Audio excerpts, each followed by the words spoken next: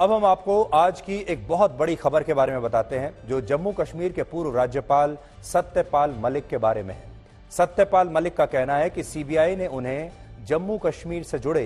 भ्रष्टाचार के एक मामले में पूछताछ के लिए सम्मन भेजा है और यह मामला उस घटना से जुड़ा हुआ है जिसका जिक्र सत्यपाल मलिक ने हाल ही में अपने कुछ इंटरव्यूज और बयानों में किया था। उन्होंने दावा किया था कि बीजेपी के एक बहुत बड़े नेता इस मामले में एक सिफारिश लेकर उनके पास आए थे और यह मामला अनिल अंबानी की रिलायंस कंपनी से जुड़ा हुआ था और मामला यह था कि अनिल अंबानी की रिलायंस कंपनी को इंश्योरेंस का एक कॉन्ट्रैक्ट मिलना था जिसमें जम्मू कश्मीर के जो सरकारी कर्मचारी थे उनका इंश्योरेंस होना था और ये इंश्योरेंस का जो पूरी डील थी ये अनिल अंबानी की कंपनी को मिलनी थी और ये कई सौ करोड़ रुपए का मामला था। और उन्होंने ये कहा था कि बीजेपी के एक नेता ने मुझसे सिफारिश की लेकिन मैंने ये काम करने से इनकार कर दिया और मैंने उस पूरी की पूरी डील को ही रोक दिया। ये उनका दावा है। अब ऐसा हुआ था या नहीं ये तो जांच का विषय है। और अब सीबीआई ने इसी मामले को ठीक से समझने के लिए सत्यपाल मलिक को पूछताछ के लिए सम्मन भेजा है कि आप आइए और विस्तार से समझाइए कि तब क्या हुआ था।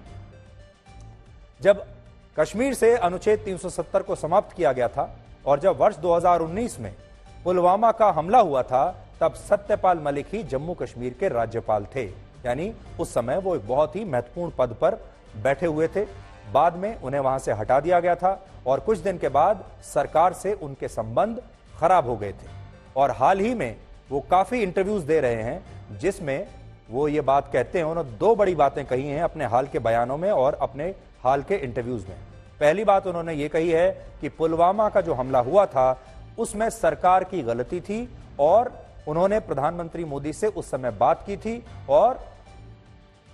उस समय अगर भारत सरकार हमारे जवानों को प्लेन मुहैया करा देती जाने के लिए तो उन्हें सड़क मार्ग से कॉन्वॉय के जरिए जाने की आवश्यकता ना पड़ती और उस समय प्लेन दे देने चाहिए थे। और इसलिए सत्यपाल मलिक ये दावा करते हैं कि ये भारत सरकार की वजह से पुलवामा का पूरा जो घटनाक्रम हुआ ये गलती की वजह से हुआ। दूसरा उन्होंने ये भी दावा किया कि जिस दिन पुलवामा का हमला हुआ उस दिन प्रधानमंत्री मोदी ने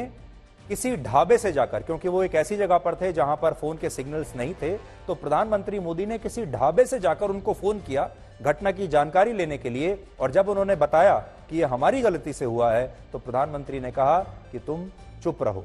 ये ऐसा उनका दावा है।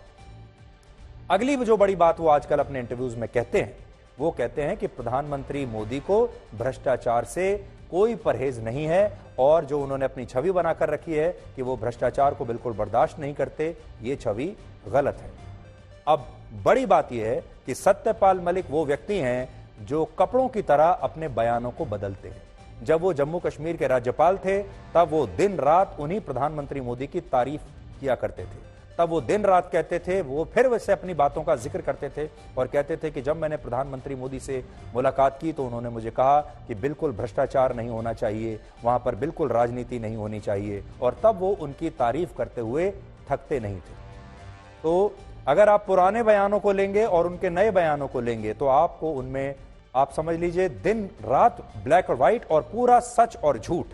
इतना अंतर आपको उसमें नजर आएगा। और इसीलिए जो मेन स्ट्रीम मीडिया है उसने उनके इन इंटरव्यूज को और बयानों को इस काबिल भी नहीं समझा कि उन्हें रिपोर्ट किया जा सके। लेकिन अब क्योंकि सीबीआई ने उन्हें बुला लिया है पूछताछ के लिए तो अब दूध का दूध और पानी का पानी यानी पूरा ब्लैक एंड व्हाइट